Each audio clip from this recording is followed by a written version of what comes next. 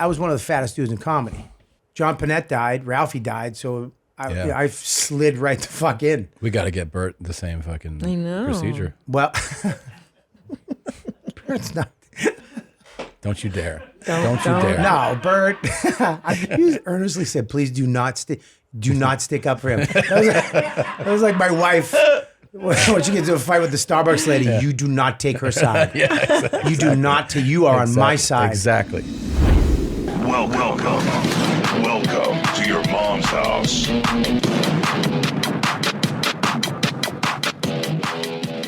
This episode of Your Mom's House is brought to you by Sattva. I have been talking about Sattva for a long time, and every time I do, I get messages from people that thank me for recommending them to get a mattress that changes the way they live, changes the way they rest, changes the way they recover. You're going to sleep for a good portion of your life. Isn't that crazy? Like a huge portion of your life is just you with your eyes closed.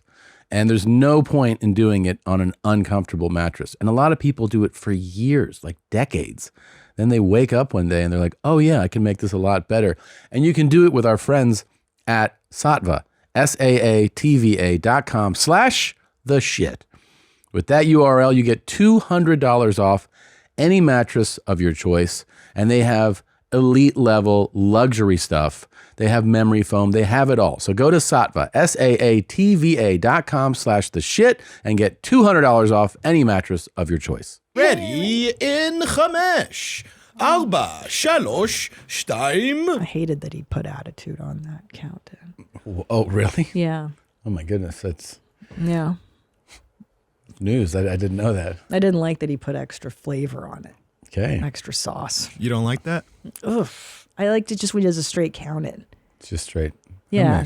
Alba. Yeah. I like it when it's Stein. when he's kind of bored and like unaffected by the count in. Mm-hmm. I prefer that. Yeah. Well, Feels like take showbiz. notes. Yeah. Yep, I will be deader and less alive. Thank you. Good. Thank you very much for paying attention. Yeah. Welcome to another episode of Your Mama's Place. She's Crystal. I'm Tim. And yeah, we're rolling here. We're doing our gene thing. We are doing our gene thing. A lot of great podcasts the last few weeks. Also, I wanted to point out that you said you had some Pazsitzky Effects to share. So many dumb things that I've realized along the way. Okay, Sure. First of all, the other day, Tim, I was shopping for a winter coat, right? We travel a lot. It is a necessity. And I bought myself a winter coat. And then I was like, that's it. All done until next year. And then I says to myself, I says, wait a minute. Why can't I get more than one winter coat? What's the problem here? I can afford it. And I realized that my whole life, because my mother only bought me one winter coat a year, because I was a kid and you outgrow them so quickly. Yeah. I've taken it into adulthood that I'm only allowed to have One winter coat. And like the last time I actually bought one was 5 years ago. You're allowed to have more than one. That's true. So I splurged and bought myself 2 different winter coats. That's great. Yes. I'm happy for you. Yes. Nadav, I bet that you in the same boat? I haven't bought any new clothes in like 5 years. But did you know that you can buy more than one winter coat? Have you seen my closet? No. I'm a big winter coat fan. I love them so much. They're great. It's the most, yeah, I get excited about winter clothes. So do I. I hate summer fashion. I hate shorts. I think everybody looks dumb in shorts. They're winter things. fashion's where it's at. Autumn fashion actually it's is really even where better. it's at. So that was my first Pazsitzky effect. And the second one is a similar one you had like a year ago. Which was? So I've been walking these trails here in Austin, and I walked this trail because I have to do 10,000 steps a day, and it was too short. And I was like, well, great. Now I have to go find another trail that's longer. And then can I guess? You realized that you could do it again? It's good. And you could even do it again and again and again. Yeah, this is stupid. But I was like, I got to get into the car and find another trail. This one's too short. Stupid. So fucking stupid. Yeah. That's really, yeah. Isn't that fucking retard? Yeah. Well, yes. I had a similar issue once with discovery that you can do something more than once. Right. Yeah. You don't have to just do that one track once and then you're done. Okay, I guess I'm done with fitness today. Yeah, it's you don't have to do that. Are you retarded? I am. Yeah. So R-worded. And actually, also, I would like to bring up something that I've been thinking about for like weeks. Which is?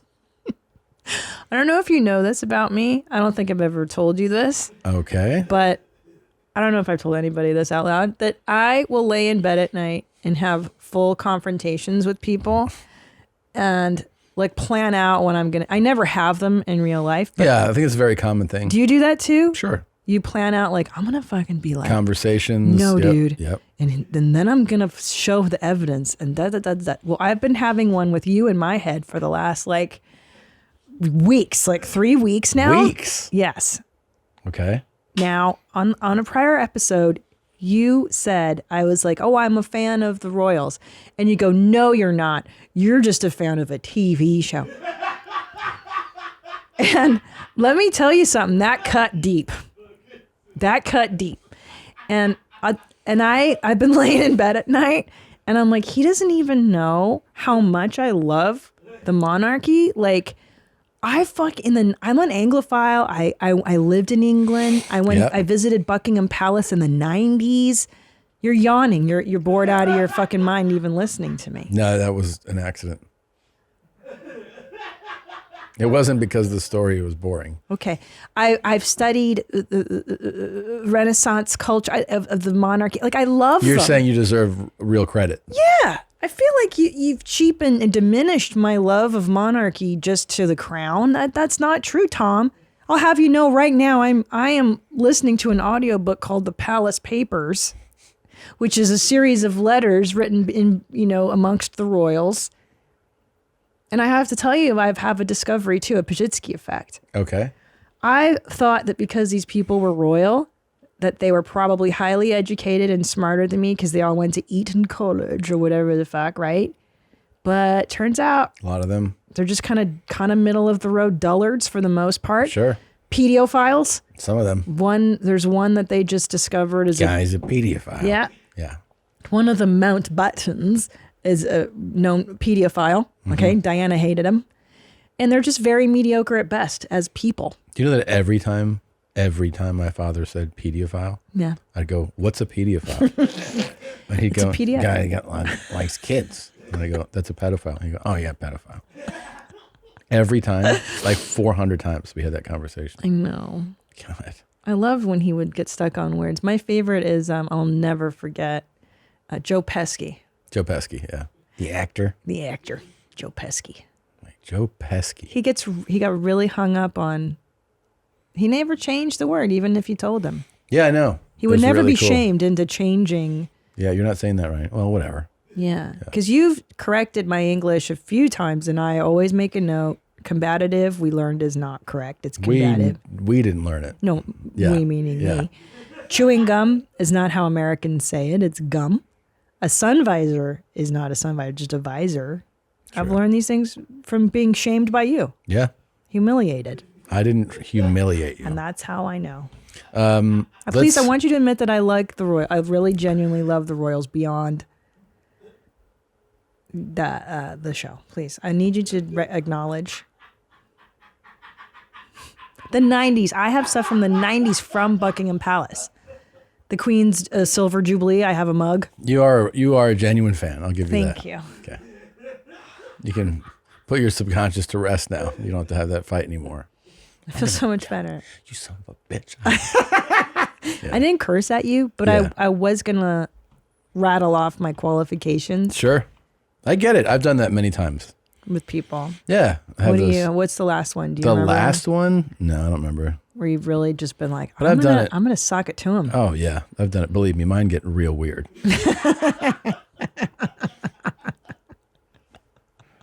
Oh, I've seen you do it at elevators. Yeah. Where you cuss somebody out. And I'm like, who are you talking to? I've seen it. Or at a stoplight. You're like, Oh, driving, it happens a lot. Yeah. yeah, you zone out a lot. Zone out. Fucker. Yeah. Here, let's start the show. You ready? Okay. Here we go. You are the job. Hey, shut your mouth. Don't shout. I fuck you right here, motherfucker. You don't know me. Don't motherfucker try to be smart ass. I fuck you right here. Motherfucker. How much you pay? $50? You're a motherfucker. You are. Respect yourself. You are fucking Pakistani asshole. Fuck you. Fuck yourself. Fuck yourself.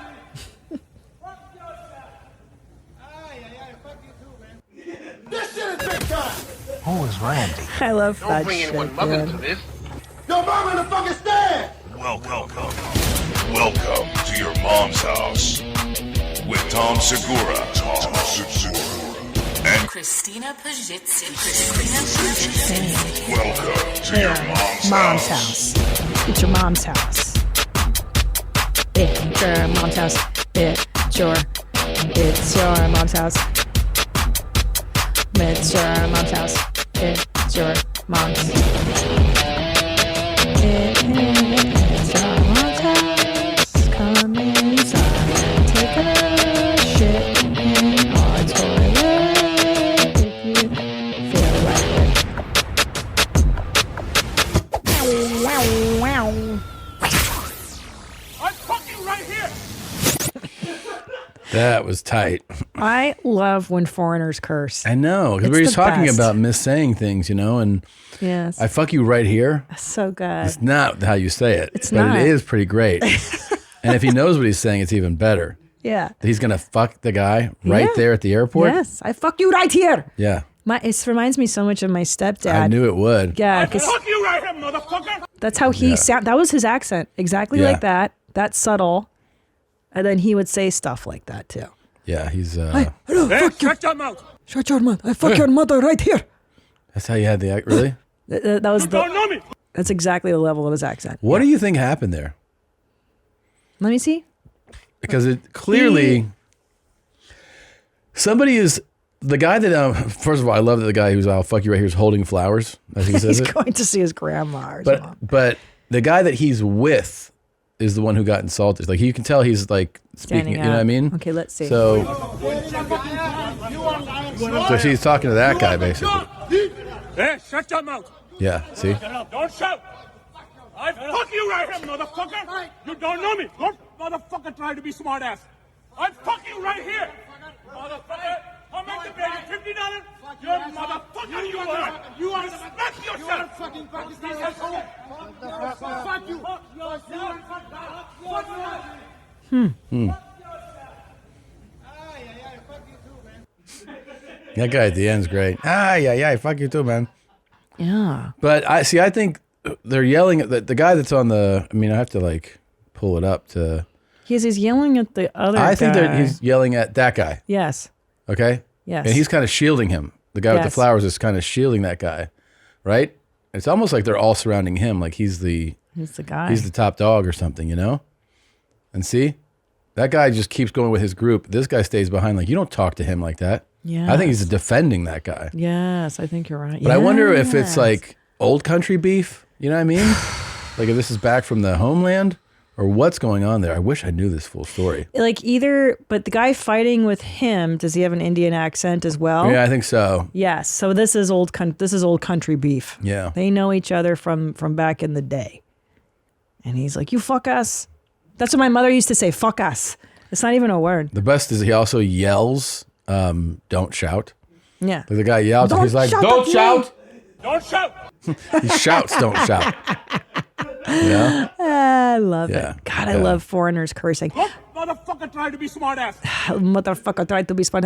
I wish there was an Instagram account just dedicated to foreigners cursing in English. It's fantastic. It's my favorite thing because it's always just a cunt hair off. Yeah, just off just a little Just by bit. one little word. I fuck you right here is my new favorite thing. I might say that to somebody in real life in an argument. I fuck you right here. I fuck you right here. What do you say? I love it. I'll fuck you right here. You gotta do that to Heckler when they pop Yeah, off sure. in one of your big ass arena shows. I'll fuck you right here. Could you imagine? Not coming back from that. Could you imagine a heckler having the audacity to heckle you at an arena show? Like 13,000 people and some motherfucker pops It off. happens. And then you shame that fool in front of fucking 12,999 other motherfuckers. it That's happens. insanity. It is crazy. We've had we've had a lot of great shows. We've had some shows that have just an exhausting amount of drunks. It's no different. It's no different than when you do clubs. You work clubs for years. Yeah, you're like, one day I'll get to a theater. Yeah, and then you get to the theater and it's the same fucking thing. Yeah, same shit, different toilet. No, it's less frequent. I mean, a lot of times the audiences are all, I think the setting has something to do with it. A theater setting kind of makes you sit up a little bit straighter. Yes. But yeah, it can happen. It can happen. Yeah, it's pretty crazy. I took Bobby Lee to Canada a few weeks ago. It was fucking unbelievably fun. Yeah. My crew had never met anybody like that in their life, though. They were all like, this guy's out of his fucking mind. Yeah. He's like, your boy's crazy. He's crazy.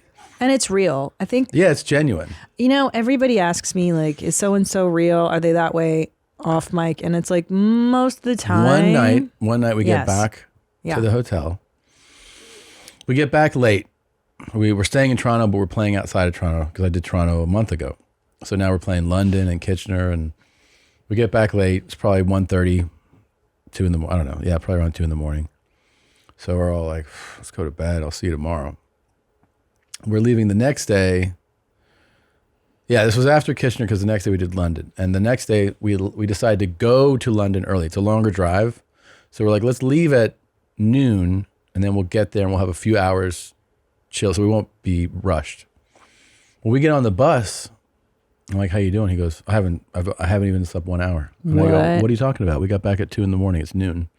He's like, well, the kitchen was closed in the hotel and they start serving at 7 breakfast. So I just waited till 7 to get breakfast. Stop. And then I went to bed at 9 and I go, are you being serious right now?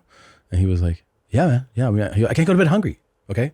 Like he does a genuine thing. He's like, how am I supposed to go to bed hungry? I'm like, you couldn't have found some other option for food? Kitchen was closed. Okay. So yeah, I'm tired. So he was on 1 hour sleep. Oh my God. Shit like that. Was he crabby the whole day? No. Because you know Bobby, when he gets crabby and then he turns off. The slept king needs to sleep. But he was, and here's the thing. He was like, he gets nervous. He's like, if this crowd doesn't know me, I'm just dead. I'm dead in the water. I'm just dead. I was like, you're going to be fine. He's like, no, I'll die. I just want you to know that I'm trying my best. Okay. And I'm like, shut up. Every show I announced him was fucking pandemonium. Of course. Like, I love it him. was fucking wild. You want to see his walkout? I can send it to you. This holiday season, I'll be giving thanks to our friends over at Manscaped. Everyone loves turkey and stuffing, but you'll be looking like dessert with the help of Manscaped's Performance Package 4.0. The leaders in below-the-waist grooming have blessed you with the ultimate Thanksgiving dinner topic. Tell your in-laws about your new cutting-edge ball trimmer and give yourself or the man in your life the ultimate men's hygiene bundle. Trim your pumpkins and save 20% off plus free shipping by going to manscaped.com/mom. And I'm telling you right now, nothing gets the mood shifted like pulling out your genitals at Thanksgiving dinner. You show your grandmother, your aunt, that weird cousin, how trim and smooth your cock and balls look. They'll be talking about you for years. Inside, you'll find their Lawnmower 4.0 trimmer, Weed Whacker, and ear and nose hair trimmer, Crop Preserver ball deodorant, Crop Reviver toner, Performance boxer briefs, and a travel bag to hold your goodies. Think of it as a cornucopia for your balls.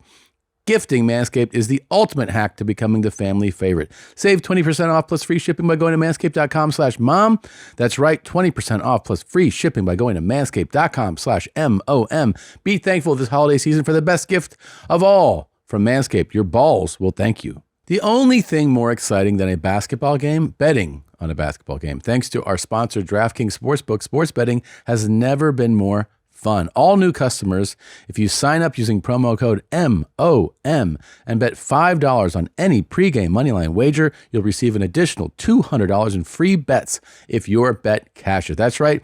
New customers who bet at least $5 on any team to win straight up will get an additional $200 in free bets if their bet hits. Plus, Same game parlays, you can combine multiple bets from the same game to give yourself a shot at even bigger winnings all season long. For those in a state where sports betting is not yet available, don't forget about DraftKings Daily Fantasy, where they have been innovating even more ways to win some cash this basketball season.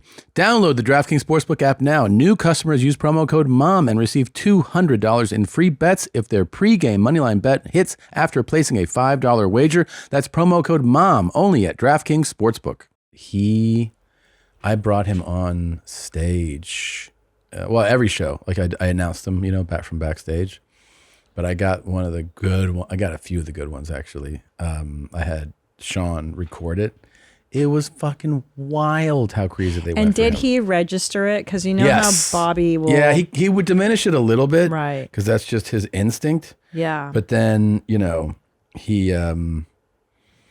he had a couple really fucking amazing ones.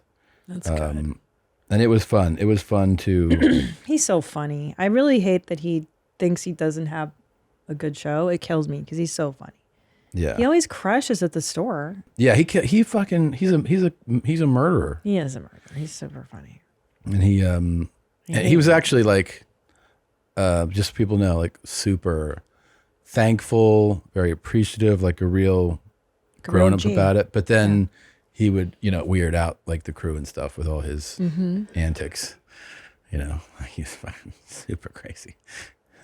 He's super crazy. Do you know the first time I figured out Bobby Lee was crazy was like the beginning of my comedy career, maybe like year 2 or 3. I'm at the Comedy Store talking to him. Uh-huh. And he's like, "Do you ever take Elmer's glue and then put it on your legs and just peel it off?" I'm like, "No." Yep. He also, What? he told me a couple things that he made me swear to secrecy that I wouldn't tell. And I'll respect that, but he's wild. Yeah. He's, which one is that? The short one first? Yes. Yeah. So this is just us pre-show, right? Like he's just being nervous here, like backstage. Freaks me out. I tell him the crowd size and you get nervous. Dude, I put the Sacramento punchline, man. 150, dog. You know what I mean, bro? Yeah, I love you. So he was nervous here, but that was 8,500 people at this show. Gosh. And then I think the next one is me announcing him on that same show, and you can just look at the reception he got.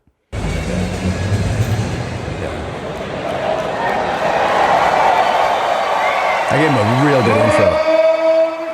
I did like a fight announcer.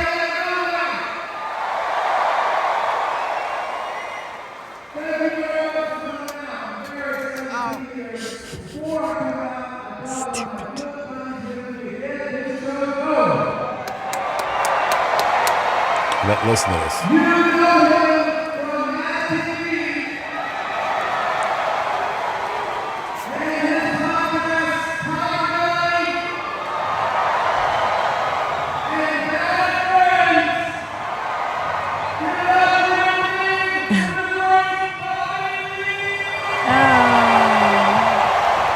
Look at this reception he gets.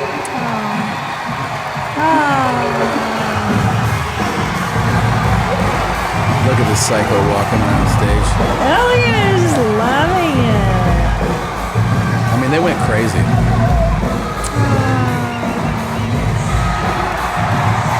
He's such a hand. It's great. It was His great. hair looks great, long. Wild.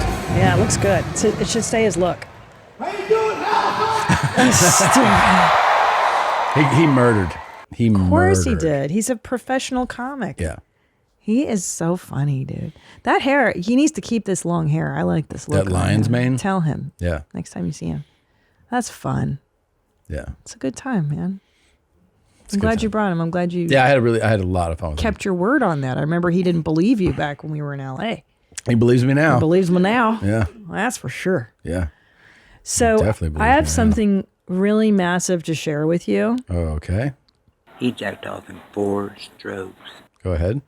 You have to look at me when I tell you this. Okay. Because I don't think you're going to fucking comprehend what I'm telling you. Okay. Tell me. So, this story came from our mutual friend, Rob Eiler, Okay. who has an acquaintance who wakes, and this person's a sensible human being, has a steady job, is not mentally ill, just normal, a mortgage, a car, the whole deal.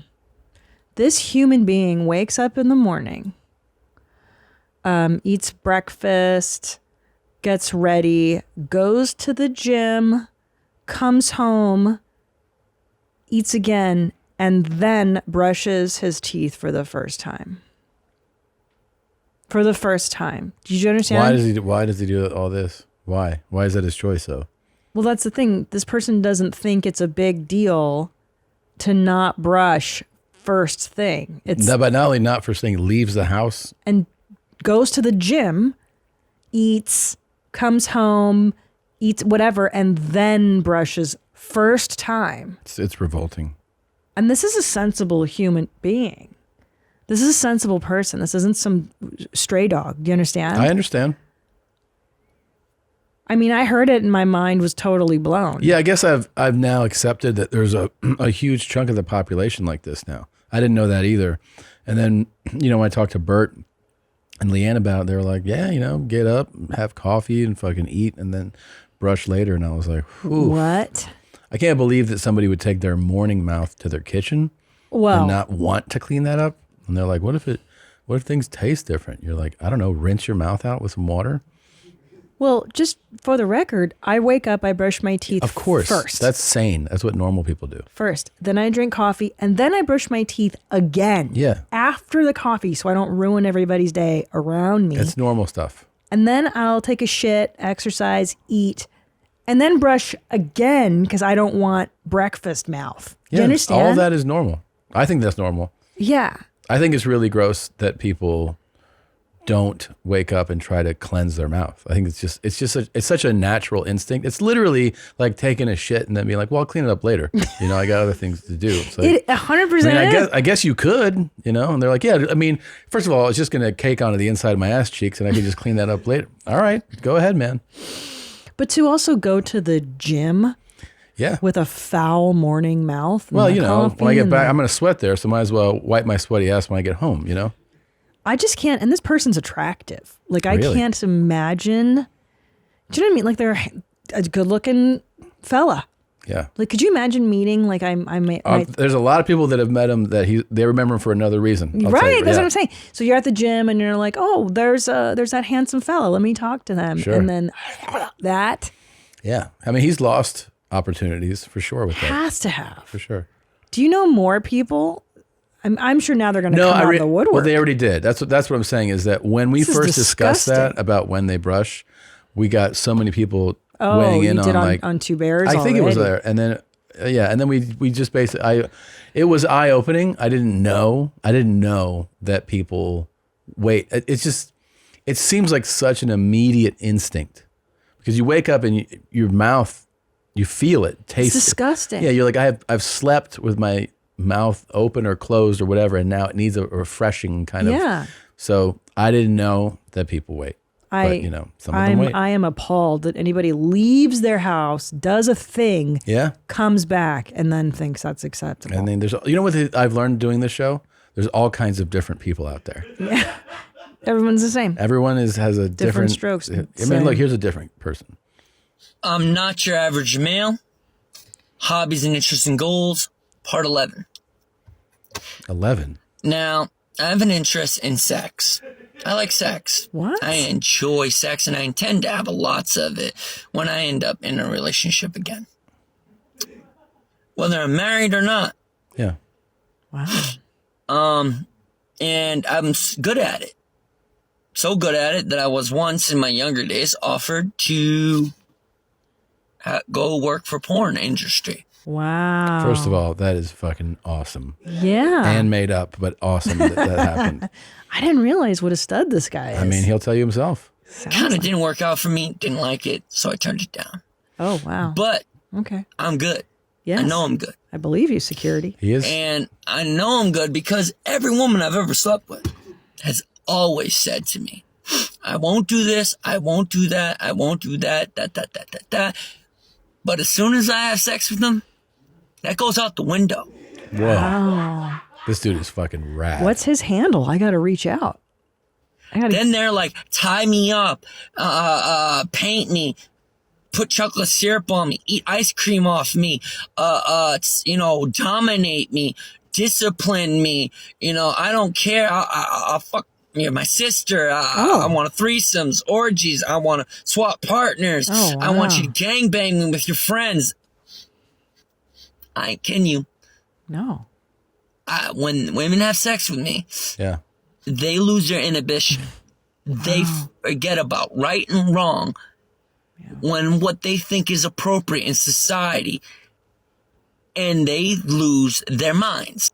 I think I'm losing my mind already. They Listen literally to give into their primal instincts and the sheer pleasure of what I'm giving to them. Jesus Christ. They man. have fallen asleep because of how many orgasms I give them. They want all kinds of naughty things to happen to them. Oh. The timing of this, you just can't. Yeah. For those of you listening, this is when he decided to start picking his nose. Wow. And even though I'm good, Yeah. I intend to be better. Wow. Why? Because I like it when a woman is enjoying herself in the bedroom, not faking it. I know the difference between faking and not faking. Oh, it looks like you've been tricked a few times. And I love it when she loses her mind. I'm into all kinds of freaky shit. BDSM, role play, orgies, threesome, swap partners, pegging, oral sex, painting, food sex. Wow. There is nothing in the kink level I won't do. Damn. He's got that snot dripping out of him still. Yeah. Well, that's how sexually activated he is. That it's just like he doesn't have time to control fluids. It seems like you may have forgotten some of the stuff that he mentioned, right? There's so much information. There's so much information. Maybe it would help if we chopped it up.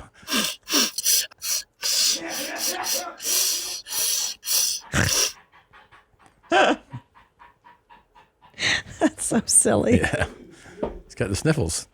He does have the sniffles. He's working at his security job right now. No, I know. As he does this the video. best part. Well, he makes the ladies Do you think feel secure. Would you give him a shot after if? Of course, babe. Didn't you hear what he has to offer? But I'm saying, would you not? Because I feel like you're joking right now. What do you mean joking? Would you give him we a just shot? Found Would you give the him a world's chance? greatest lover. Of course, I'm going to give him a chance. I said a shot. A shot is a chance and a shot. Yeah. Of course, babe. He's the world's greatest. Yeah, he's pretty good. Would you give it to him? I mean, if I were a woman, I feel like after a video like this, you got to give him a shot. You got to give him a shot. Yeah, you're going to lose your inhibitions. You're going to have the time of your life. You're going to take a nap because you have so many orgasms. Yes. It's so interesting how the guys like this, the braggadocious type, like I wonder what's really, what numbers. I have to imagine that the real best lovers don't talk like this. Can't get it out of them. You can't get it out of them. I think they don't tell you. I think so too. I mean, I don't know, but I think they probably are pretty. They probably just look at you and like, yeah, they fuck. This guy knows what he's doing. This guy knows what he's doing. Yeah. Well, that's really cool. This is a cool video. Thanks for showing me. Well, I figured He seems really humble and just like he's into everything. Is there anything he isn't into? He's into all of it. All of it. Yeah. All the he brings up food a lot, which to me I think is just so messy and sticky and gross. It's not for me personally. Well, we'll find out. When I fuck this guy? Well, you can do that. Actually, that would be incredible research for the show. You know what he didn't bring up? Yeah. Bus fucks. Which we know me in the back of the bus. He didn't even bring up bus fucks. Well, can you imagine? That's you before you've met him. Imagine what you would do after you've been with him. I'm already a wild dog. Yeah. I mean, what he talks about too is fairly pedestrian. No, like, I'm into whipped cream, food, chocolate. It's like listening to a 7th grader talk about sex, Do you like chocolate? Yeah. He's talking like he's 13. Yeah. Well, it's so silly. Hey, if any of you out there have fucked him, let us know. We'd love to hear the details. You guys gonna? It would be awesome if some chick ran and she goes, "I know this is gonna sound crazy, but really, this guy can fuck. This guy blew my goddamn." Well, that's Marcus. He fucks. Oh, the security guy at that warehouse. Yeah, that guy can fuck. Let me tell you. I didn't know the shit I liked until I met him. Well, you never know. All right, let's take a quick break. Okay. With the bustling holiday season just around the corner, it's the perfect time to plan ahead with Factor, a ready-to-eat meal delivery. They shop, prep, cook, and deliver to your door so you can enjoy chef-crafted, dietitian-approved meals during the holidays, minus the hassle. Plus, with 34 meals per week, you'll have plenty of nutritious, flavorful options to choose from. My holidays are already jam-packed. Luckily, Factor's fresh, never frozen meals make it easy to fuel up fast when I'm on the go. And I have saved time with meals delivered ready to heat and eat in just 2 minutes. Our very own Nadav is a huge fan of Factor's meals. Factor's no prep, no mess meals save me tons of time on planning and cleanup. And when things get hectic during the holidays, Factor is flexible. Change your order up every week with plans from 4 to 18 meals per week, or pause or reschedule your deliveries anytime. Head to go.factor75.com/mom60 and use code MOM60 to get 60% off your first box. That's code MOM60 at go.factor75.com/mom60 to get 60% off your first box. I almost got attacked by the Bloods. What? Because I thought it was nice. You know What what year I mean? were you there? 97, Oh, 98. yeah. You were still there during... And I was rollerblading on the aqueducts. I had these cool little German rollerblades. You could take the little blades off and it'd be sneakers so you could go get a sandwich and then pop back out and do your shit. And I would go all the way to the beach, Marina Del Rey, I think it was.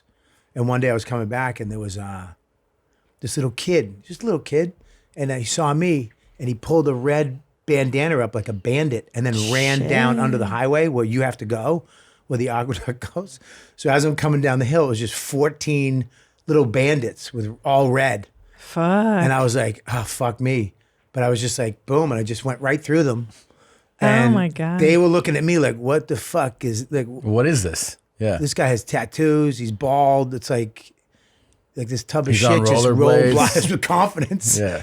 And then I went up the other side and there was one kid at the end, as he saw me, he was like, oh, this guy's a pussy. And he went like this, and I went, eh.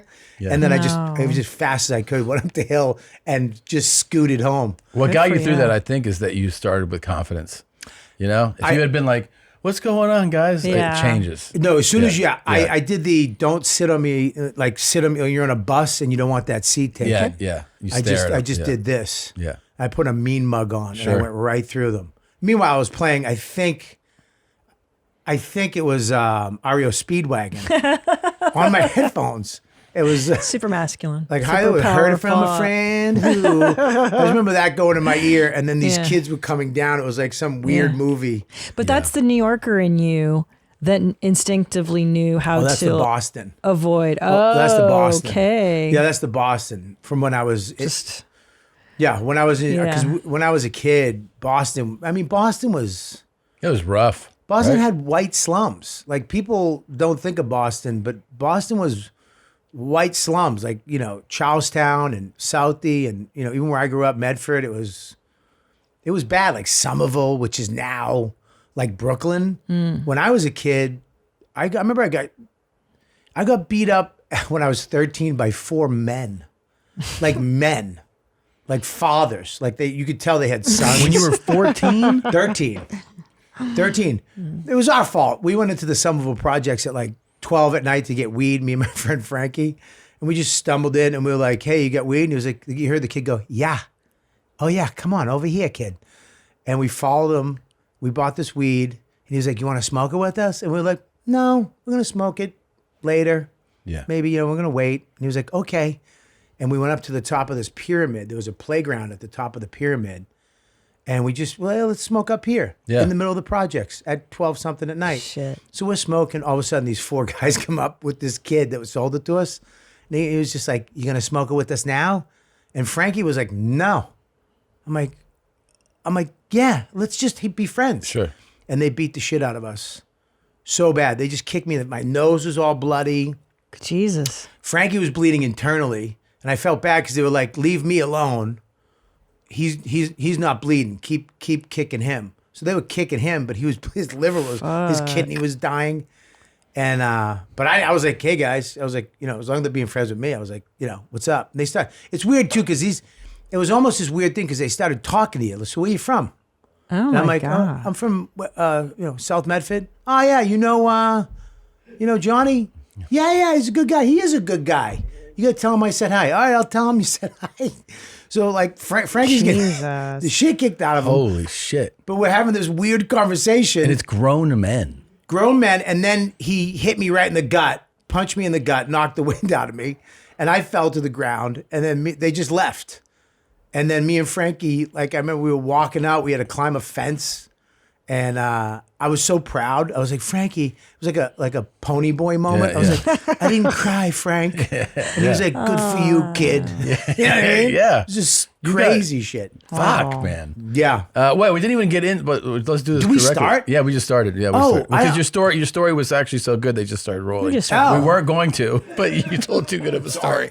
No, it's sorry. I mean, you guys are very easy to talk to. That's a good sign. I didn't see my therapist this week, and you guys have therapeutic tone. Yeah, no, I'm so glad. I just opened up. But let's properly introduce. That's your mom's house. You didn't know. His new special, Kill Box, is available now. Yes. At LouisCK.com. It's Robert Kelly, everybody. Yay! Let him hear it. Yes. So funny. We've You're never. so I think we've funny. done that twice in 10 years. Where I just look at him and then he hits the timer. He's like, it's a good story. We always introduce people first, but that was too good of a story. Okay, yeah. No, hey, how you doing? Yeah, hey. You guys are very therapeutic, though. Well, good. I'm glad to hear it. Yeah. Congrats on the special, first of all. Thank you, buddy. I'm so happy about it. And you and Louie have been longtime friends. So, yes, lovers. Lovers. Yeah, there's all this. I knew yeah, it. we've been lovers. But the special you shot, where did you shoot? Because I think I saw a little shot it behind the scenes thing. We shot it in St. Pete, Tampa. Okay. It was either going to be fun. Boston or St. Pete. Because, I never shot it. I shot one in New York, but I never shot one in my hometown. Sure. But Florida, during the pandemic, they were about that life. They're like, come on down. Dude, they saved my life. Yeah, of course. My number one best friend, Mr. Mike Calta. I don't know. Yeah, of course I know. Yeah, Cowhead. I love you. Yeah. He was like, dude, come down here. And all the clubs gave me love. And you could go down there. And there was, just sold out, packed up shows with like one person with a mask on. And it like helped me because I lost 55 shows. Oh, it was in one night. Yeah. I remember my agent, Matty Frost, called me up. He's like, dude, they're Frosty? all gone. Yeah. Yeah, Frosty. Of course. And he was like, yeah, they're all gone. It was the first time in my career, you work so hard to, I'm a club comic. Yeah.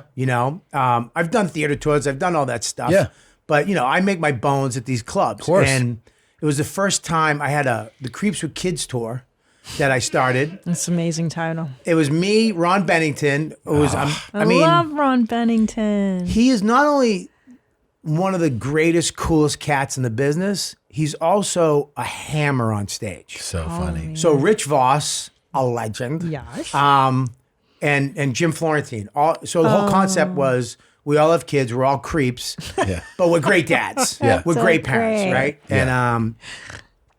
And Ron Bennington's nuts because he would get a standing O. I had to close, so I had to follow his standing O every night. Yeah, look at how great was that? That's a fun tour. I mean, that was a fun tour. We had a blast. We did a thing at the end where we all went up and Ron would talk about parenting and people from the crowd would ask us stuff. We brought our kids out. Oh. Like Voss brought his girl out. I brought my kid out. Ron had his, of course, his daughter out who he does the show with. And this was going like through 2020? Like when? This was, dude, I talked to my agent. I go, I want to do this tour. He's like, I'll get you one show. If it's successful, great. We did one show, sold it out.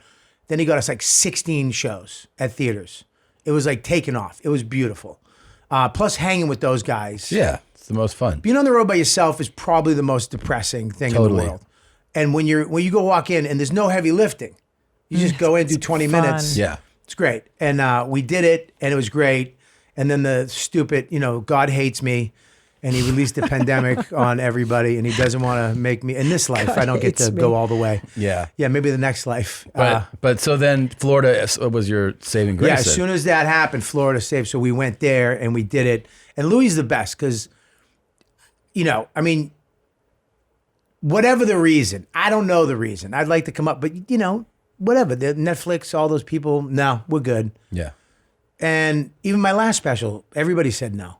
So me and my manager, Jim Serpico, he was like, let's just do it ourselves. We did it, and then they bought it. It was great. But it was 5 years. I did a show at Louie somewhere, and he's like, do you have a special? I'm like, no. He's like, why don't you have a special? I go, dude, I don't have a special. I have a kid, I have a house, and blah, blah. I can't just go drop whatever and roll the dice on myself. Yeah. You know what I mean? I'm not going, hey, hon, let's take a mortgage out and see if it works. Sure. And then it doesn't, and then we're living back in Boston, and I'm getting the shit kicked out of me in the Somerville project again. Top of a hill. Yeah, forget it. I gotta start selling ass pussy in Somerville. So he incurred the cost of it? He goes, I'm gonna do it. Nice. He goes, I'm gonna do it. Now, the problem is, not the problem, but the thing that came up, he's like, where do you want to do it? I go, same, let's do it in Florida. And then he goes, okay, great. Tell me what you want. And we were talking about it. I go, I don't want to do a theater. I want to create this, like Elvis' 68 special, you know, where he's doing all this stuff, but he was like, no, let's go in, make this 10 by 10 square, and he's just gonna come out, and everywhere you look, there's people just, holy shit. Yeah. So that's what we like, when you go into a small room and you're just murdering. Oh yeah. You know, like the laughs are just coming. So fun. That kill box of a room. There's certain rooms that are like that. The Cellar in New York is a kill box. It's just, you feel better than you are when you come off there. Like, I'm good. Yeah. Like I'm really funny. You know what I mean? Yeah. So we created that thing, and then there was the option of just doing it and making a lot of money, doing it for $12,000, getting 5 cameras, hiring some local dude, get a comedy club for nothing, and just we'd make a ton of cash. And we had that conversation. I was like, I just want it to be special. I want it to be this. We came up with this concept. Let's see if and he was like, we're doing it. Great. So he gave all his money. I gave a little tiny bit because that, you know what I mean? Yeah. But it was great.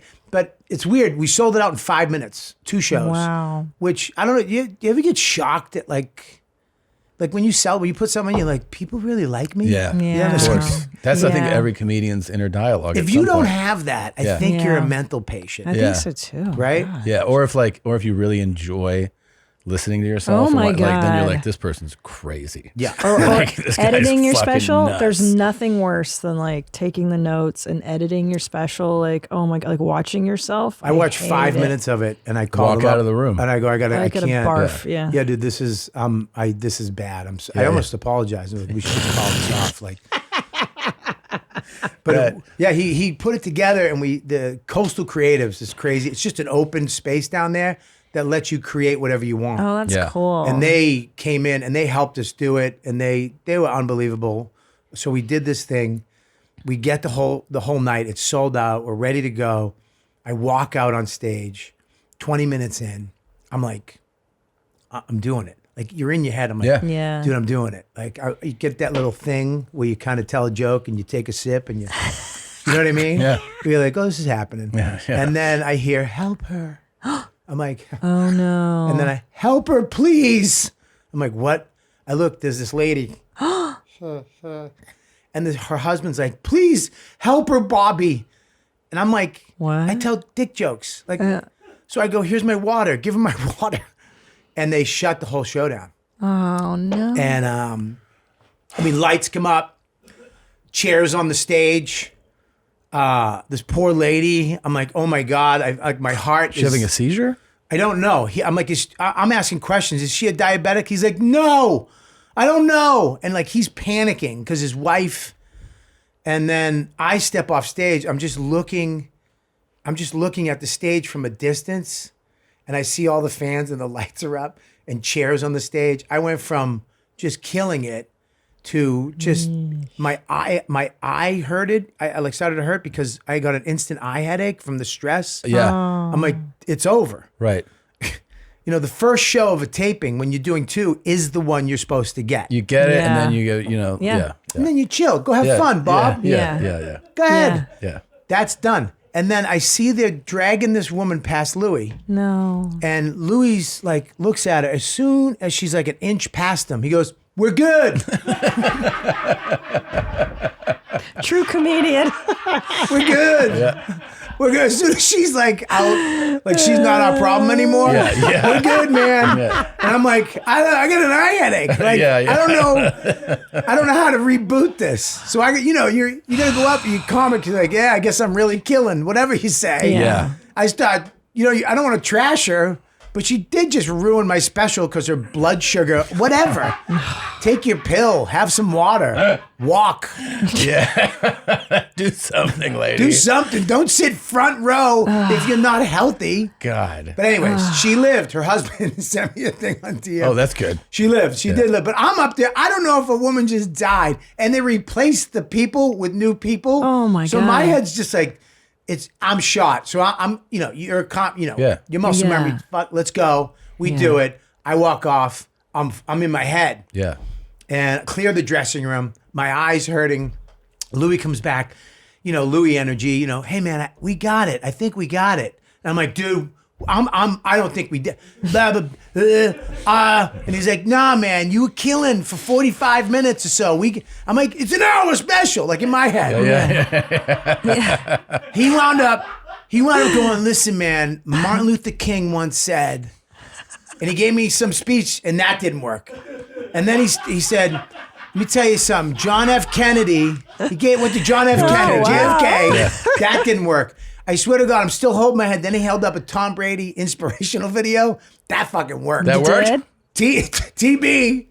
Dude, it was they didn't believe in me. Yeah. They didn't think I could do it. Yeah. I wasn't fast enough. 6th-round draft pick. Oh, dude. You know which one I'm talking about? I know what you're doing. Dude, that filled me with so much hope. You're like, I was like, I can do this. I stood up and we went out the next show and crushed it. And, because the whole thing was, because I had a whole other thing I was working on about like food addiction. Yeah, he's like, I don't want that shit. I want just murder.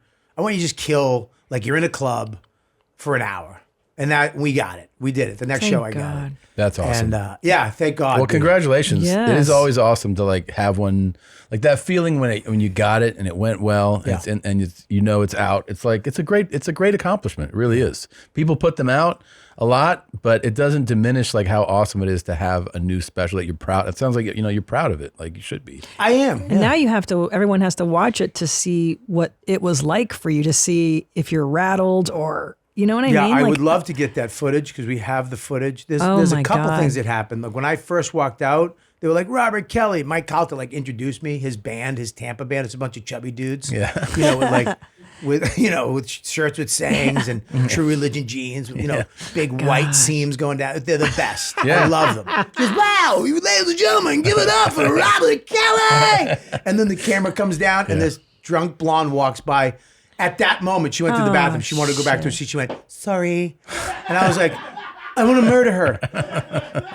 I think we have that. That's fucking fantastic. You have to. I just went, that's my only. And then I got on stage and I was 50 at the time. Yeah. I'm 51. I'm 52. I wore Nikes. Like I have to wear New Balance. I have plantar fasciitis and I got a bad knee. Yeah. Plus back then I was 350 or 3 something, right?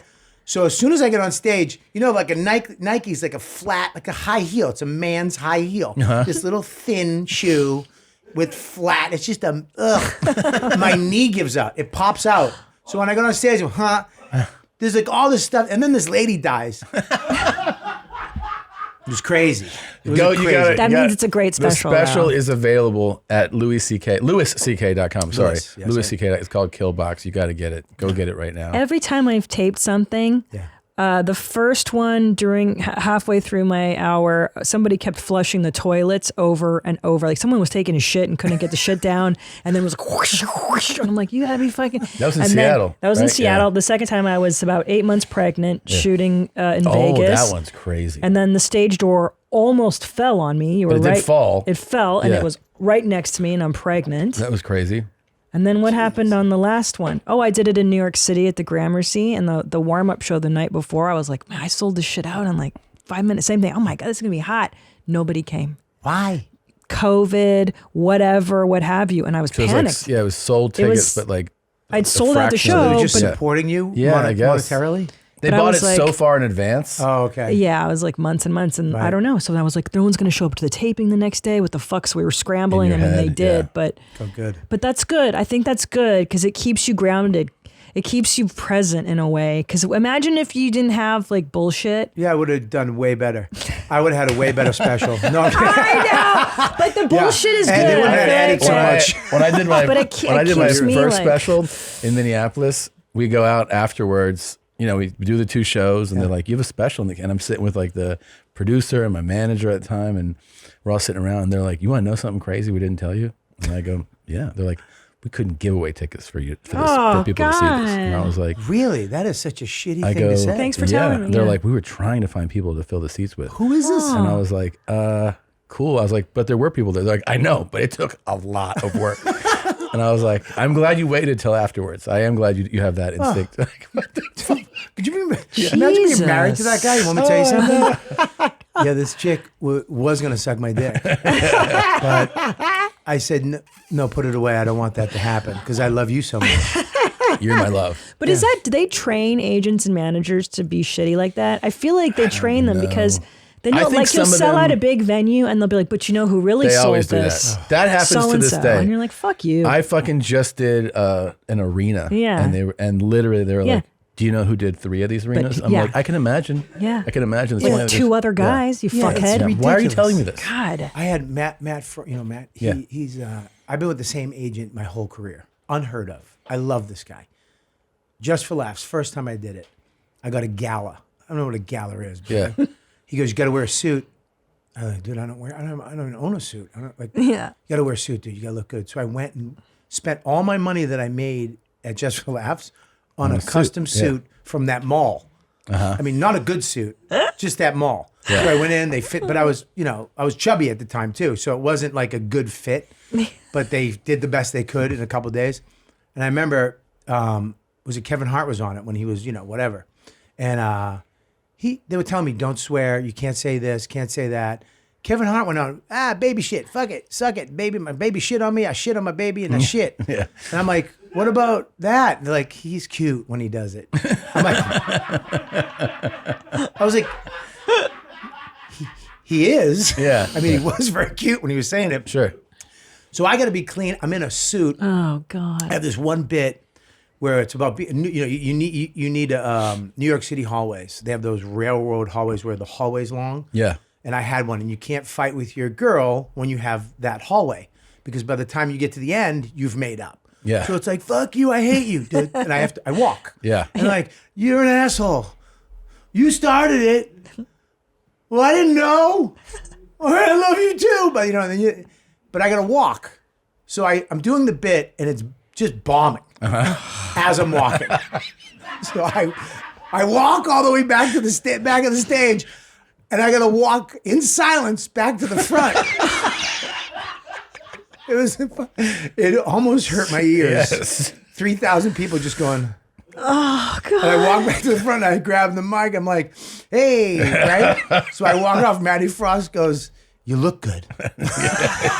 Dude, you look great. You look very nice in You your look suit. good. The suit looked good. Jesus. It's funny how you can feel other people. Like when someone says they're bombing, you immediately internalize it. You're Yeah, like, I know it. like you feel it so much. I've eaten shit such important thing. I remember eating shit for my Live at Gotham set. Yeah. I remember they gave you 7 minutes. I finished in 4. That's how fucking When you bad finish it early, was. I bombed so hard at that Sacramento club. The not the Punchline, the other LOL. one. Was it Laugh LOL? Out Loud. Laugh Out Loud club.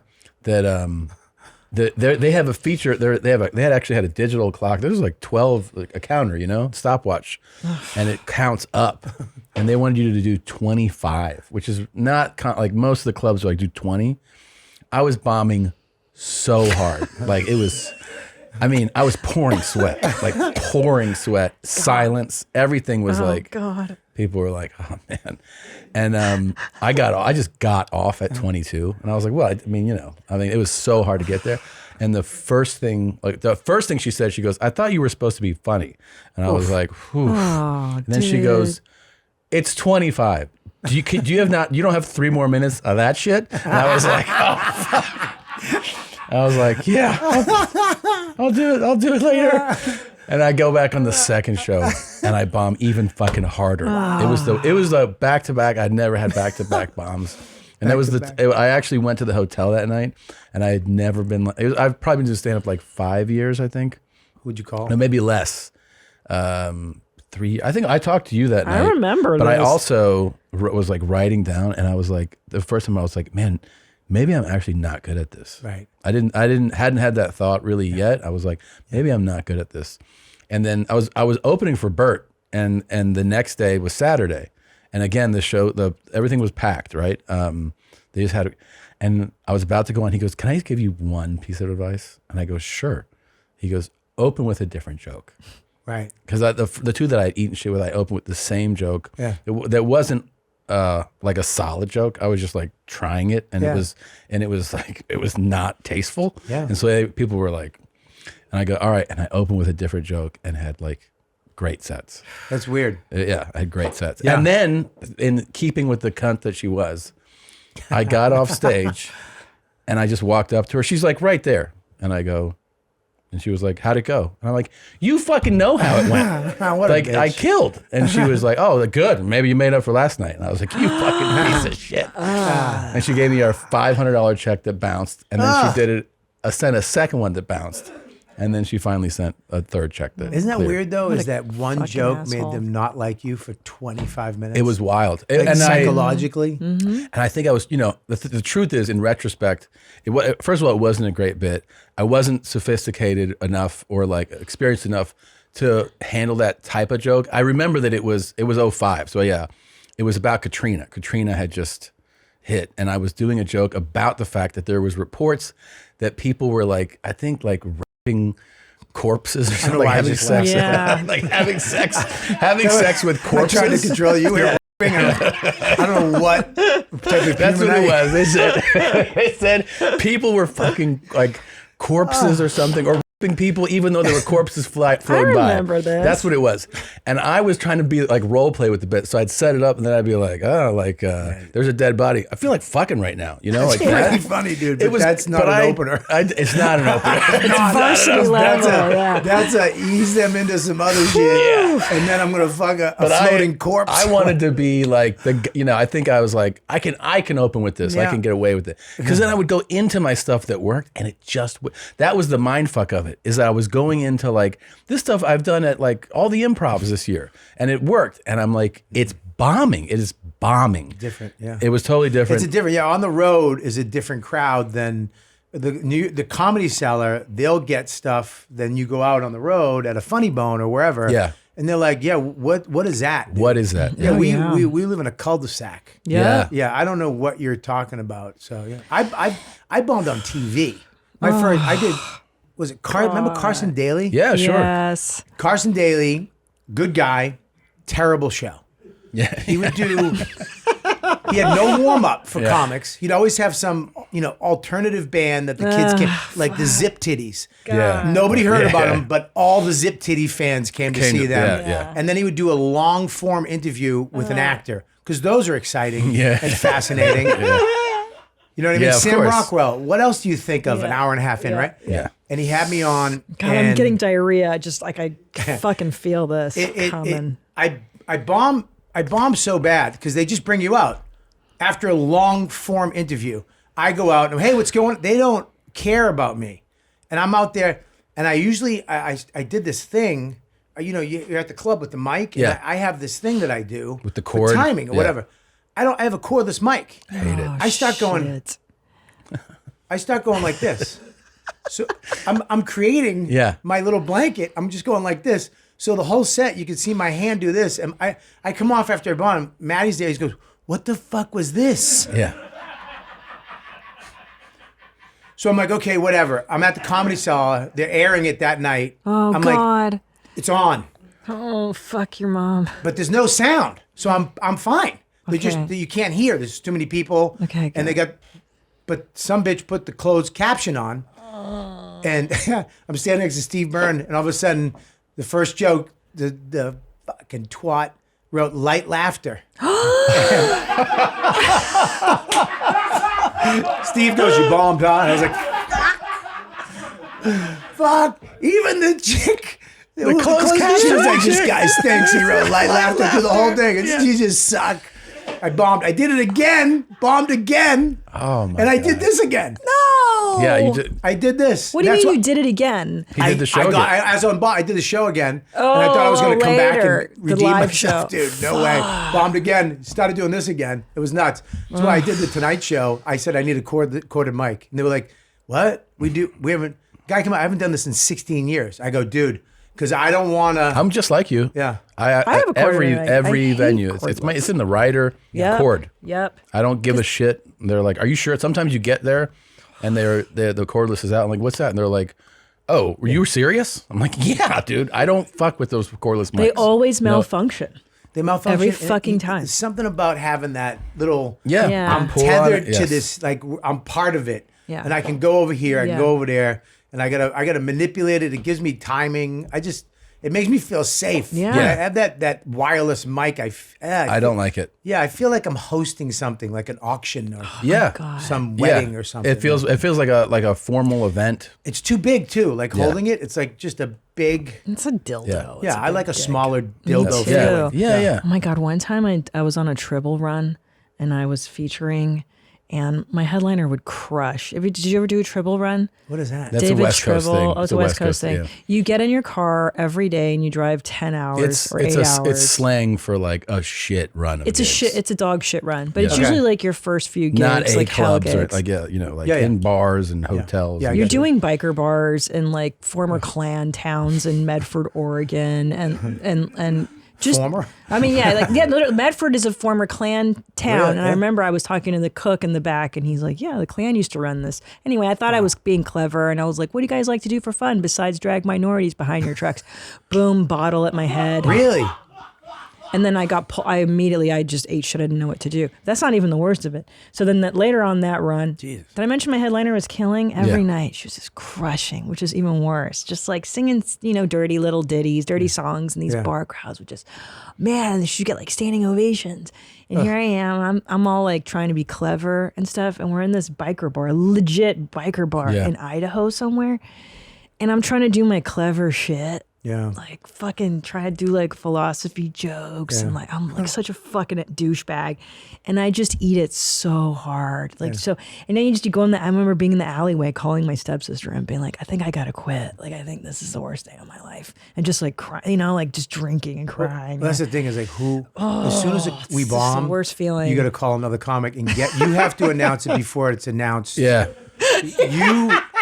That's the rule. Yeah. Like you got to get to them before they get to you. Like Totally. you can't have like Jim Norton go, dude, you hear about Bob? Yeah. They need to go, I called me. I call 5 people. Yeah. As soon as I bomb, I'm like, hey, Colin, what's up? I just took a hot one, dude. Hot one. Yeah. Really where? I call them all. Yeah.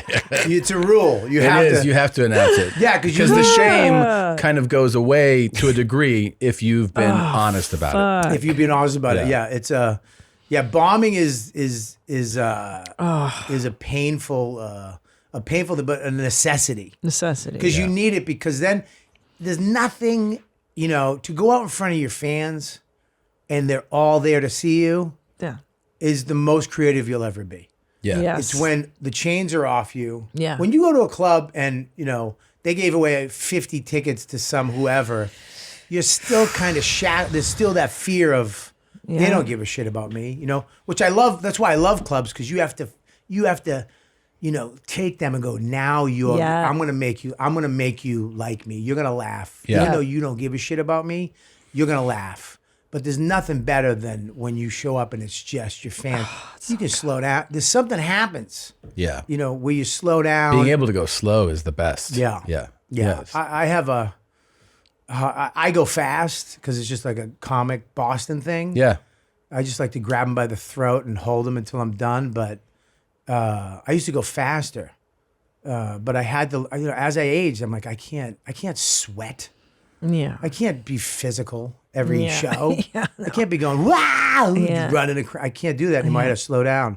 That's why, like, when I lived in LA for 2 years, and it was the worst comic time of my life, because I think it was when the Laugh Factory was popping, and the store wasn't good at that time. Yeah. It was kind of dark and, crazy. And I was there for 2 years. I remember Patrice came out there, stayed at my house, and I was cooking him. I cooked chicken. I was barbecuing chicken, and I said to him, he's like, Bobby, he took a bite, and he goes, you got to leave. I'm like, what? He goes, you need to move back to New York. Right the fuck now. I'm not kidding. You need to get you need to get out of LA now. I'm like, why? He goes, this is the best barbecue chicken I've ever eaten in my life. You became a cook. Oh, wow. You're not a comic anymore. You're a good cook. And I moved a month later. Wow. I told my wife now, my girlfriend then, I got to go. You can come with me, but I'm out. Because it's exactly what happened is I just didn't go to clubs. I didn't get spots. Yeah. And I was Working on your chicken. I was working on chicken. It was 5 minutes, 5 minutes, 3 minutes, 3 minutes, 2 minutes, 2 minutes, 1 minute, 1 minute. Basted every time. I made the best barbecue chicken, dude. Yeah. I had it perfection. Yeah, it was crazy. Dude, speaking of that and the fact that you said it from when you shot the special, you're down a lot, man. You look good. Yes. I got the gastric sleeve. But I mean, Wow. I did. It was it's been I think 4 months. That's it? What? 4 or 5, maybe 5 months. Yeah. Well, I was gonna die, dude. I mean, it was getting to that point. It was gonna be a wrap. I was one of the fattest dudes in comedy. John Panette died, Ralphie died, so I slid right the fuck in. We got to get Bert the same fucking procedure. Well, Bert's not. Don't you dare. Don't you dare. No, Bert. I mean, I'm not that guy anymore. Let's put it that way.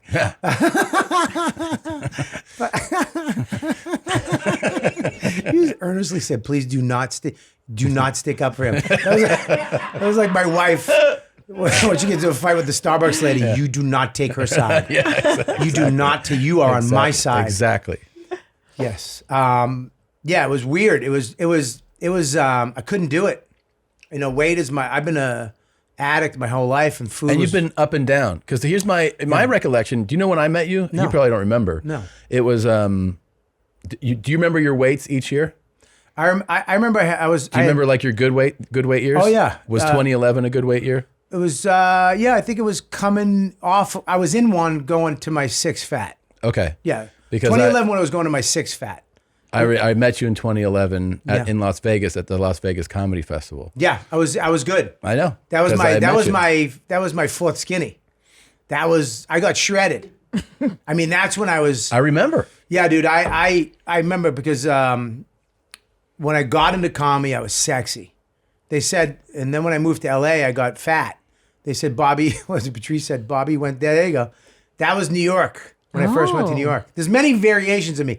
There's Dude, I'm the same. Yeah, Jesus. That's Indian Bobby right there. That's sexy Bobby up there. That's romantic rom-com Bobby with the guy on my shoulder. Oh my God. Or that's a movie I did last night at Eddie's where I played the romantic lead. That's you? Yeah, that's Stop me. it. Swear to God, romantically. It's on YouTube. You can watch it. It's a rom-com. It's hilarious. That's my beautiful wife. There's Puerto Rican Bobby over there. Holy shit. That feels like kind of like when I met you. That is when you met me. Yeah. Yeah, right. And the one up top too was right around there. Yeah. When I moved to New York, I was sexy. I even remember what you said when I met you. What? You had like a really large faced watch on. Yeah. And I go, that's a big watch. And you go, it's just like my cock. Yeah.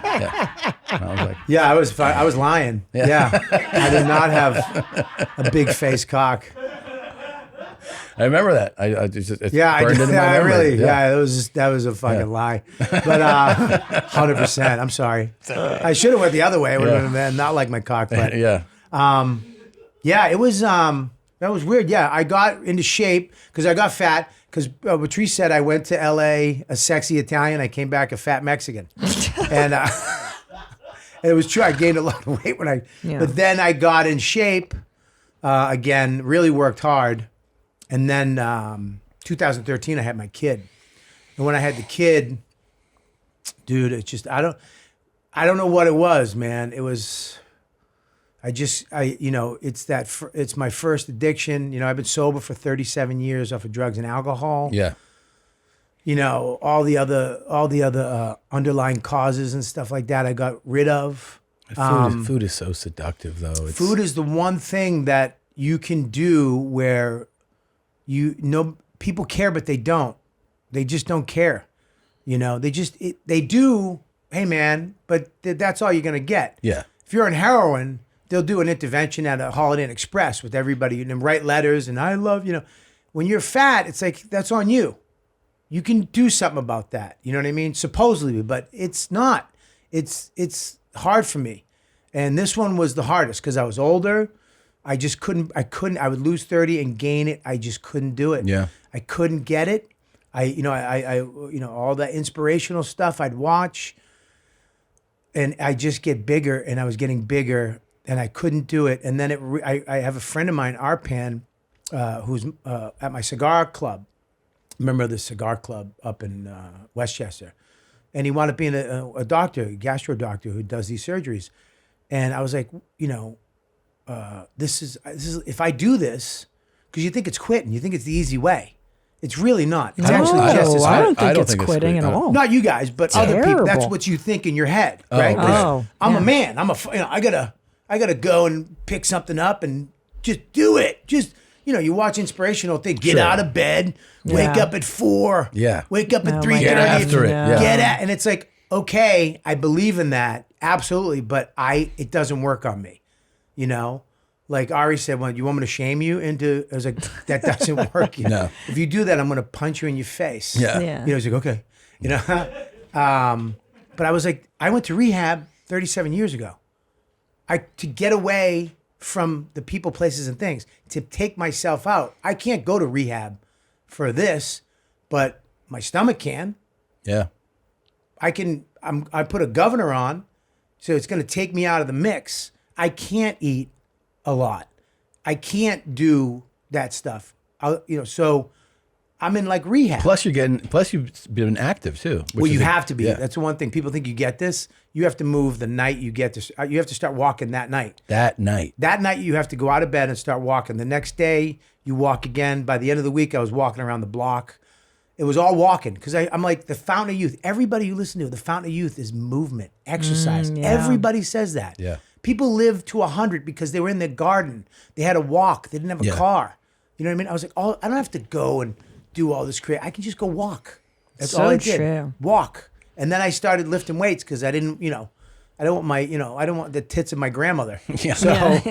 I started lifting weights. So it's been a lot. It's not for everybody. It really isn't. No. But if it is for you, and I wasn't going to tell anybody either because, I didn't want to I was like, it's my business. Just keep it.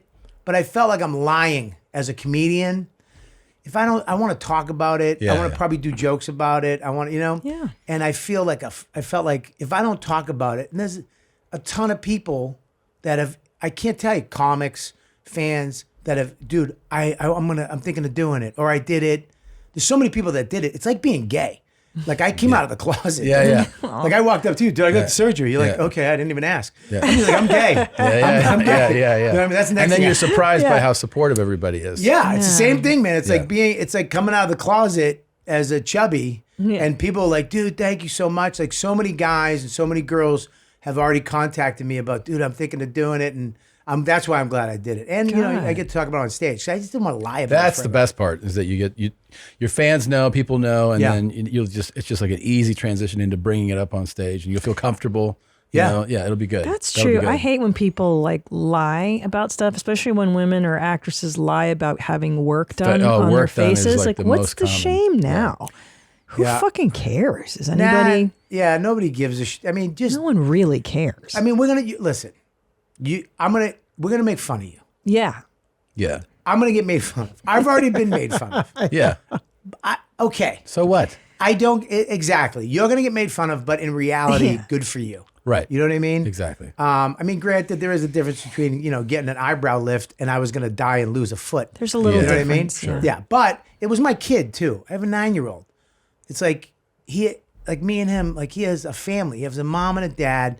We get this solid unit that I never had and he has it, and I'm gonna take it away from him because I like pizza. Yeah. Because I'm a lonely fatso on the road, putting a towel over my naked stomach and eating Chinese food, lying down. Really? That was fun though. But Yeah. it was like, I'm out. I'm not doing it. But you did that. I mean, did you have a moment, or was it the cigar lounge with the doc? Or? I had a moment where I just love my kid so much. Yeah. I love my wife too. Like, I just love what I got so much, and you only get a certain amount of time where shit is gonna go south beyond your control. Sure. I'm like, I can control that. You know what I mean? I can be with these people, and it sucked because, I couldn't go on rides. We went to Busch Gardens, and, I'd have to sit off to the side and take the video while him and my wife went on. Yeah. And he loves his mom, but you want to do scary shit with your dad. Yeah. Like we went snow tubing, and, I went down like 900 miles an hour faster than everybody else. And I swear to God, I got video, dude. I went past the snow, and I hit the dirt. Yeah. And I flew in the air, and I broke both of my ribs. For real? 100%. It's a joke in my hour. It's in my hour. I broke both of my ribs, and it was so, because I was just lying there, and like I had to crawl up. My kid ran over, Dad, and I was like, what's up? And I was like, Don, I'm just gonna go over here. You guys go up again. First thing we planned this weekend for months. And then the guy's like, are you all right? I'm like, no, I need an ambulance or something. He's like, I'm calling an ambulance now. I go, have him pick me up behind the house because I don't want my kid to see me. Yeah, I'm really in pain. And so I go, I'll be right back. And I'm just walking behind this house with this man, which might be a worse image for him to, Dad's blowing a guy at the mic. You know what I mean? After I thought about it, I don't know, this is probably bad. So I think my dad, he just left with this guy to pay for the ski trip. But I remember I went to the hospital, and it was like in the middle of nowhere, and they're having a blast, and I'm in this hospital, and it was a dingy hospital. And they had the wrong neck brace on, so it just came up over my ears. Oh my God. Because they didn't have my size. And I just looked like Darth Vader, And then they come up, they're like, all right, we're going to send you back. Do you want Tony, who, if he started drinking, it might be too late, or you want Kathy, who, if she took her medication, it might be rough too, and she drinks. My God. She drinks. And I'm like, I'll take Kathy, I guess. Yeah. And I took Kathy. We stopped 3 times for scratch tickets on the way back to the hotel. Oh my God. Yeah, it was a crazy. And wait, I want to go back to something. You have this on video? I have it. It's on. Yeah, I have it on video. I'll send it to you. Please. Yeah, it's on video. You can. My wife was taking it. You see me. It's on my Instagram. Oh, it is? Oh, let's see it. Scroll down, but yeah, it was a tough thing, man. Like that type of shit. Because of my weight. Even running down the street. We would always run from down the street to the house. You go, Dad, let's go. And I would lose legitimately every time. I think it was 3 weeks ago. I go, let's go. And we ran, and I smoked that little bitch. Good. The way a father should. Right. Yeah. I should smoke them. Yeah. I should be able to just be like, yeah, not yet, kid. Not yet. Not yet. So that's why that was the moment for me. I was like, I don't care, whatever people can. Yeah. Yeah. Of course. And well, you're healthy and you're getting healthier. It's a good thing. Yeah. The special, I'm a fat. It's going to be weird. You watch me now and then you see the special. Yeah. I am a tub of pudding on that show. Yeah. Well. I look like Fat Elvis, like at the end. So the other thing we were talking about on the way in today is how fucking amazing you are as an actor. Yes. You're a really good actor. And I remember the first time that you were on one of the early episodes in Louie on his FX show. And usually when like another comic appears on screen, you're like, oh, like you're kind of excited because you every time I like see a comedian's in, you know, you it's somebody who's, even if you don't know him well, you're like, it's somebody in like the fraternity of comedians. And a lot of times you see them and you're like, damn, like he's not a good actor though. Like right away you're like, shit. Yeah, it makes you sad. It kind of makes you sad that he didn't kill it. You're like, but you're a really good actor. Yeah, Like, thank you, man. I yes, appreciate that. I mean, really good. Like, and I remember seeing it Christ. on the show the first time. I was like, oh, like were you trained? I saw a guy back when I started comedy. I quit comedy. Like it was me, Burr, Dane, Gulman, Patrice. You know, that was like my class coming up, and we were doing comedy together. And then I quit to go act. I got like a film, and I got Peter Kelly. He, you know, taught a bunch. He was like the top acting teacher in Boston. Really, just an amazing guy. And he taught classes at his house, at his apartment, and he handpicked his students. It's called the Harrison Project. And I saw him one night. I'm like, I want to be in your class. He's like, okay. And he brought me in. And you just went in. It was a small group, like 10 people of the best actors in Boston. And he would just give you scenes and you would work on acting. And then I got a movie, and then I got another movie, and then I got I did an off-way, 4 Dogs and a Bone, off-Broadway play in Boston. I got really into acting for a couple years. I got out of comedy. And they were all doing it. And that sucked. I had to go. After that, I went back, like that disease. Yeah. It's like in you. It's like, I gotta go do it. And I went in, and I remember they wouldn't let me on stage. All these like open micers were passed beyond me. And I'm just sitting, like Dane's killing Patrice. And I'm just sitting in the back. And finally, I got back. Like someone gave me a shot, and I got my place back.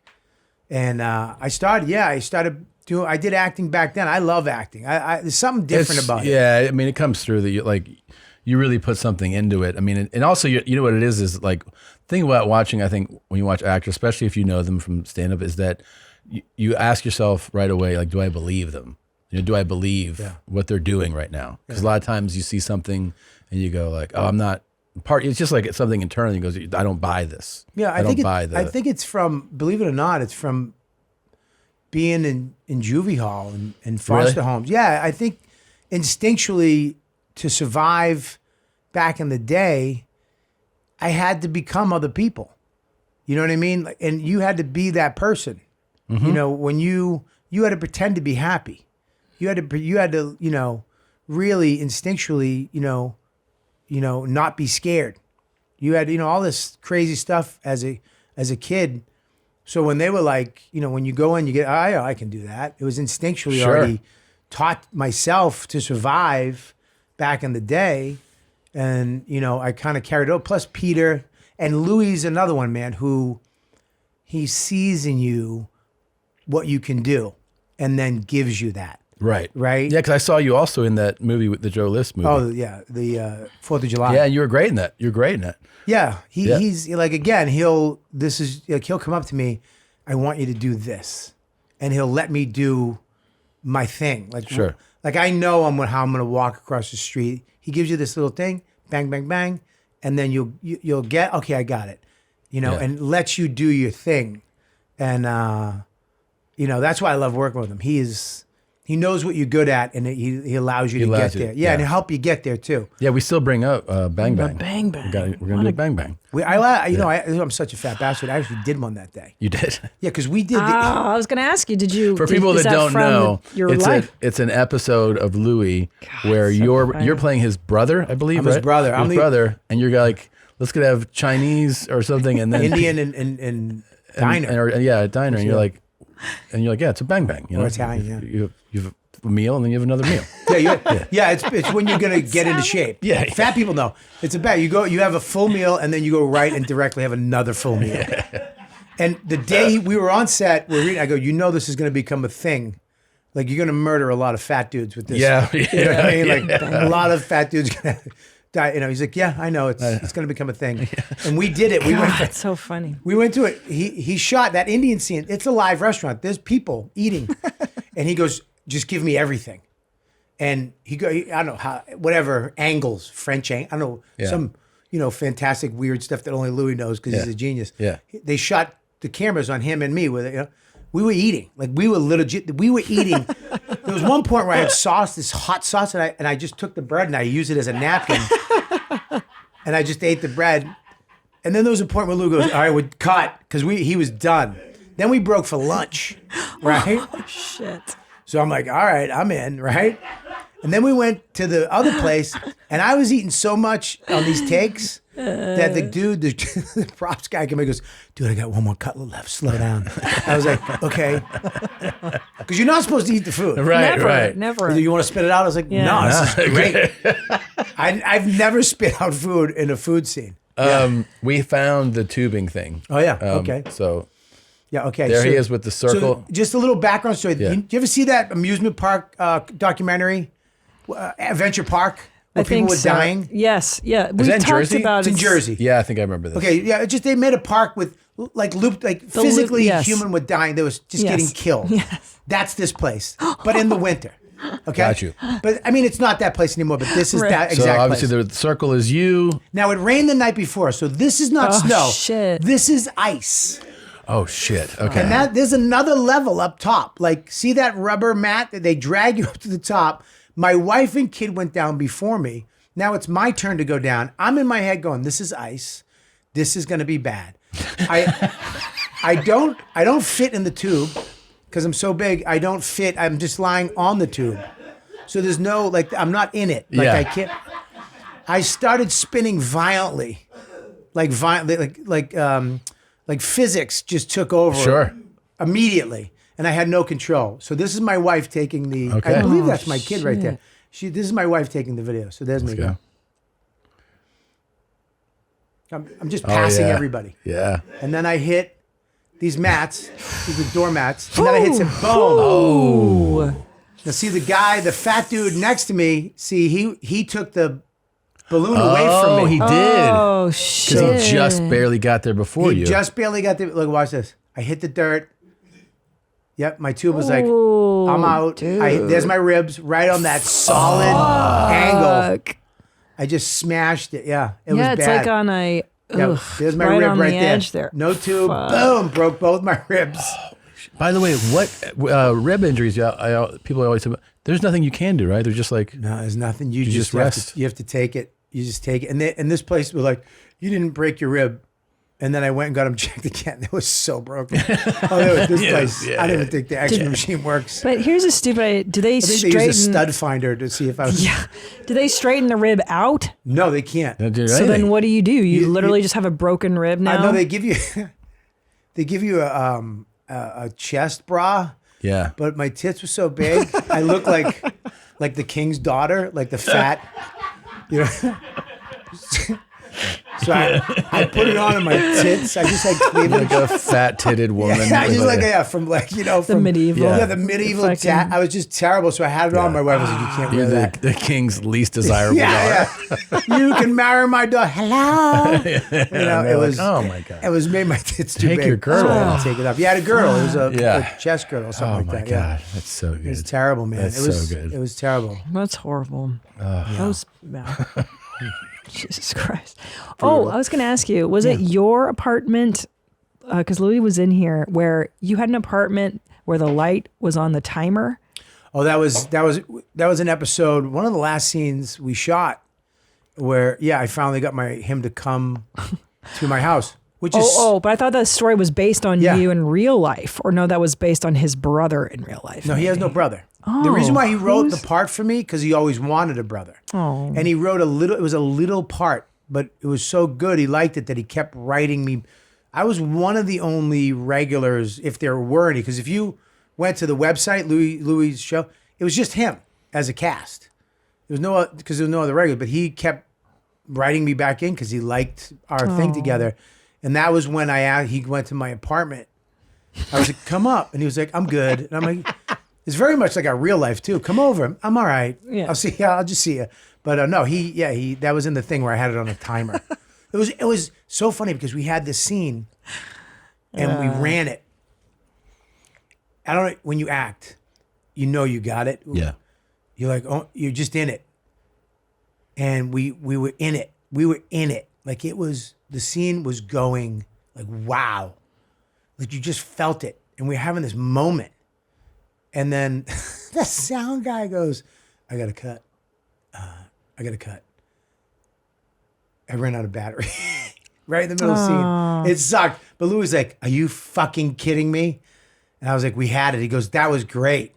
But yeah, it was terrible. Yeah, it sucked. But he got some of it. Yeah. Yeah, but that's why I love Louis. Like he didn't, like you do that show. He didn't, I go, what do I wear? You wore those were all my clothes.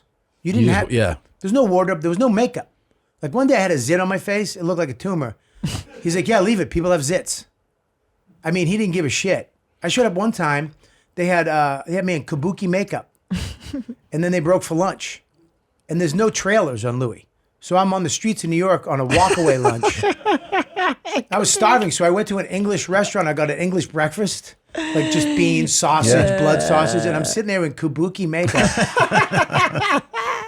Just eating sausage. Eating my sausages. And then I walk out and Ed Burns and Tom Hanks walk out of a restaurant and they're right there like, hey, what's going on with you? And I'm like, oh, exactly. Thank you, God.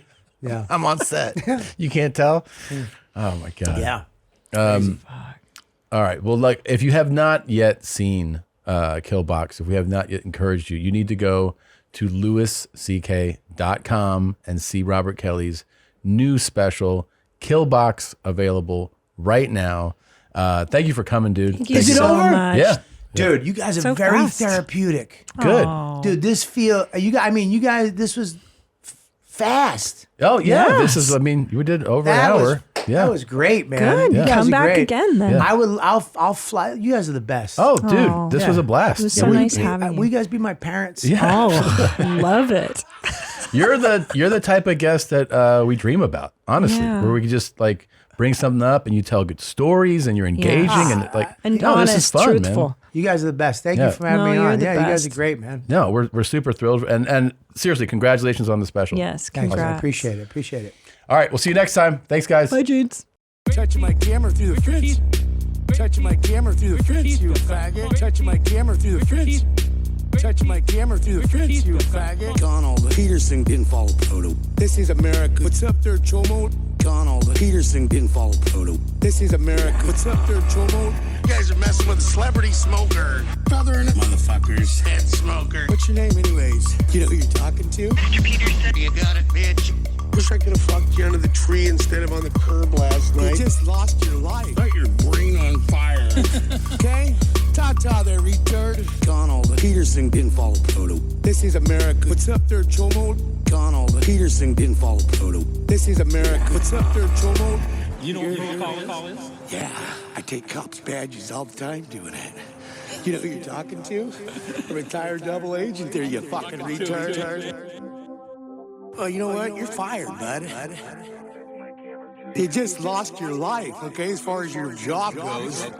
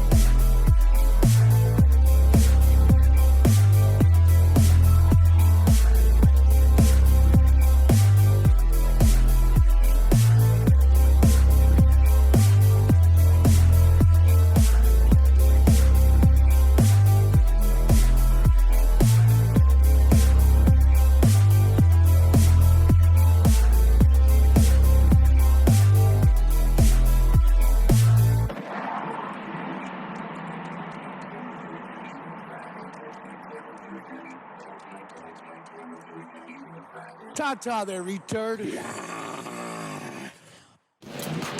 Hey, you just watched a full episode of Your Mom's House. I hope you enjoyed it. And if you didn't, watch another one. Maybe you'll like that one. They're everywhere. Look, I don't know. They place them in like cubes, squares, whatever it is. Just click another one. Maybe you'll find someone you like or someone will get hurt.